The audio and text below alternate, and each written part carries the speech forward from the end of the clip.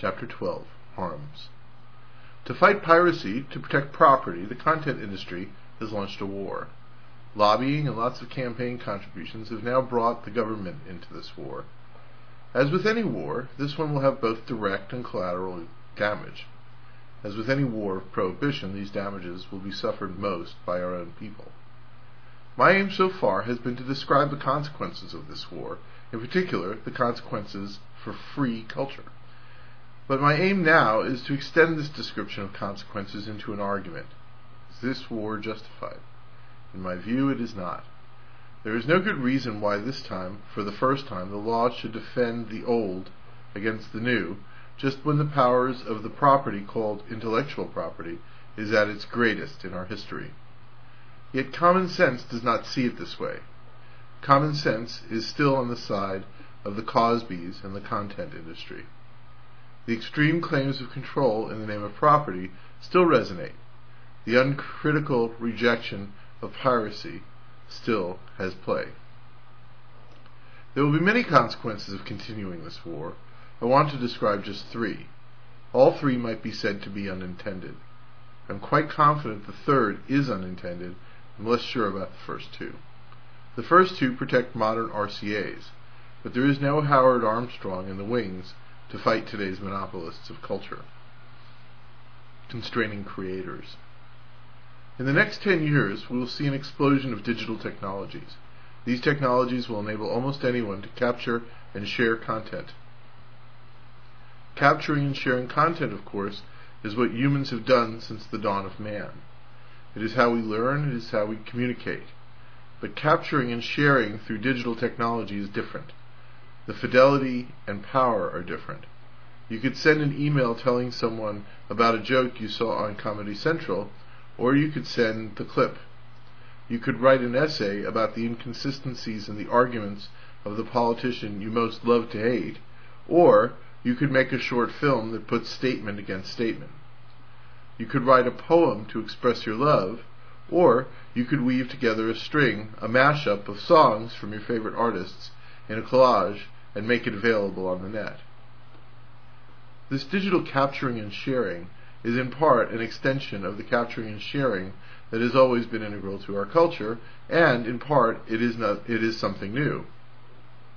It is continuous with Kodak, but it explodes the boundaries of Kodak-like technologies. The technology of digital capturing and sharing promises a world of extraordinarily diverse creativity that can be easily and broadly shared. And as that creativity is applied to democracy, it will enable a broad range of citizens to use technology to express and criticize and contribute to the culture all around.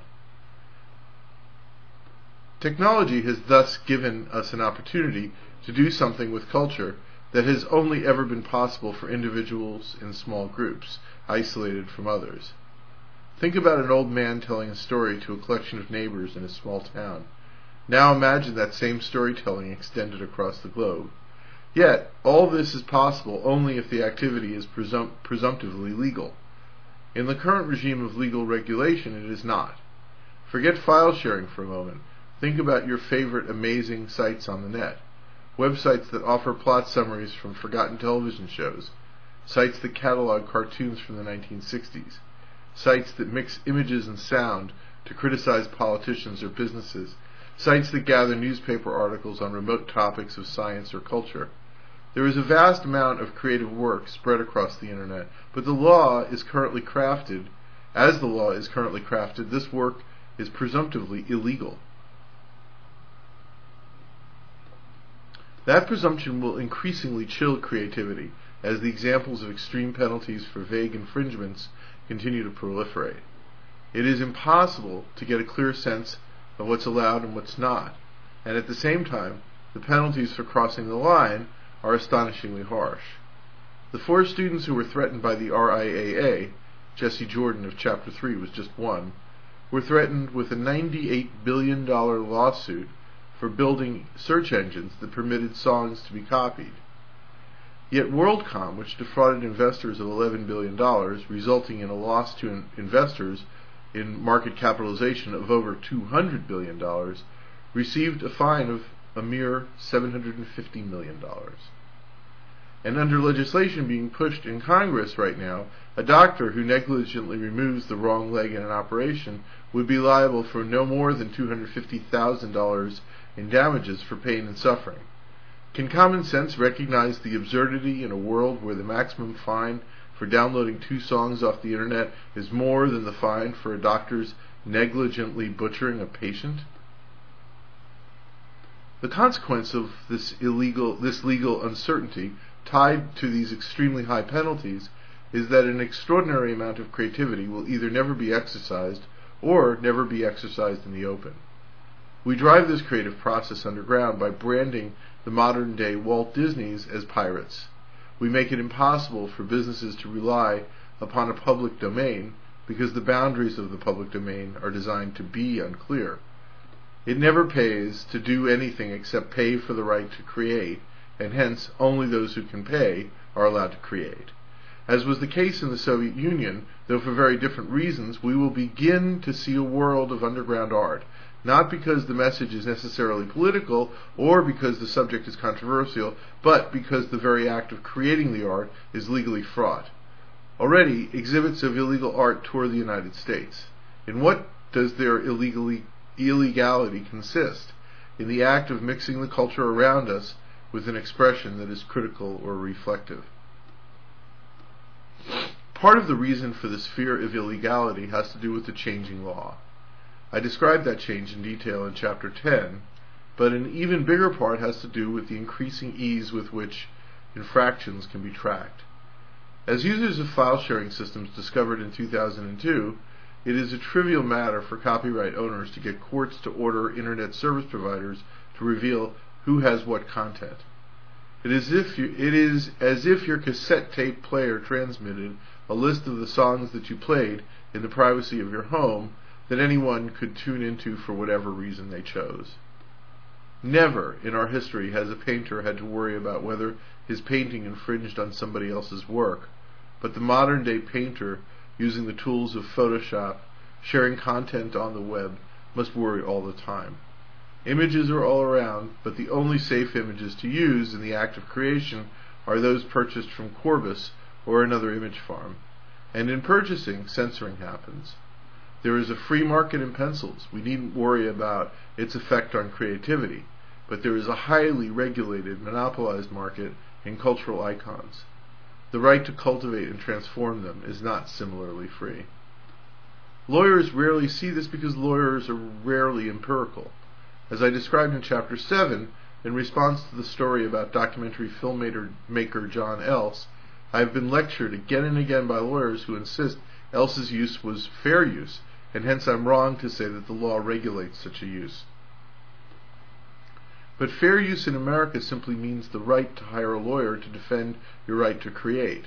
And as lawyers love to forget, our system for defending rights, such as fair use, is astonishingly bad in practically every context, but especially here. It costs too much, it delivers too slowly, and what it delivers often has little connection to the justice underlying the claim. The legal system may be tolerable for the very rich. For everyone else, it is an embarrassment to a tradition that prides itself on the rule of law. Judges and lawyers can tell themselves that fair use provides adequate breathing room between regulation by the law and the access the law should allow. But it is a measure of how out of touch our legal system has become that anyone actually believes this. The rule that publishers impose upon writers, the rules that film distributors impose upon filmmakers, the rules that newspapers impose upon journalists, these are the real laws governing creativity, and these rules have little relationship to the law with which judges comfort themselves. For in a world that threatens $150,000 for a single willful infringement of a copyright, and which demands tens of thousands of dollars to even defend against a copyright infringement claim, and which would never return to the wrongfully accused defendant anything of the costs she suffered to defend her right to speak, in that world, the astonishingly broad regulations that pass under the name copyright silence speech and creativity, and in that world, it takes a studied blindness for people to continue to believe they live in a culture that is free. As Jed Horowitz, the businessman behind Video Pipeline, said to me, quote, "We're losing creative opportunities right and left. Creative people are being forced not to express themselves. Thoughts are not being expressed. And while a lot of stuff may still be created, it still won't get distributed. Even if the stuff gets made, you're not going to get it distributed in the mainstream media unless you've got a little note from a lawyer saying this has been cleared. You're not even going to get it on PBS without that kind of permission. That's the point at which they control it." Constraining innovators. The story of the last section was a crunchy lefty story. Creativity quashed, artists who can't speak, yada yada yada. Maybe that doesn't get you going. Maybe you think there's enough weird art out there and enough expression that is critical of what seems to be just about everything.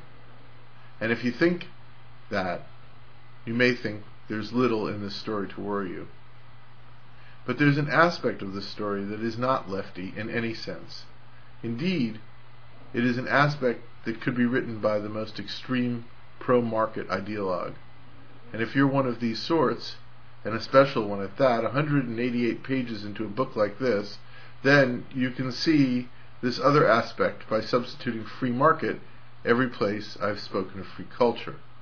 The point is the same, even if the interests affecting culture are more fundamental. The charge I've been making about the regulation of culture is the same charge free marketers make about regulating markets. Everyone, of course, concedes that some regulation of markets is necessary. At a minimum, we need rules of property and contract, and courts to enforce both. Likewise, in this culture debate, everyone concedes that at least some framework of copyright is also required. But both perspectives vehemently insist that just because some regulation is good, it doesn't follow that more regulation is better. And both perspectives are constantly attuned to the ways in which regulation simply enables the powerful industries of today to protect themselves against the competitors of tomorrow. This is the single most dramatic effect of the shift in regulatory strategy that I described in Chapter 10.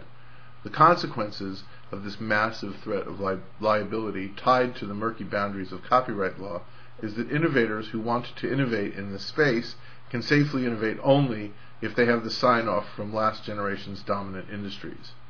That lesson has been taught through a series of cases that were designed and executed to teach venture capitalists a lesson. That lesson, what former Napster CEO Hank Berry calls a nuclear pill that has fallen over the valley, has been learned. Consider one example to make the point, a story whose beginning I told in The Future of Ideas, and which has progressed in a way that even I, pessimist extraordinaire, would never have predicted. In 1997, Michael Roberts launched a company called MP3.com. MP3.com was keen to remake the music business. Their goal was not just to facilitate new ways to get access to content. Their goal was also to facilitate new ways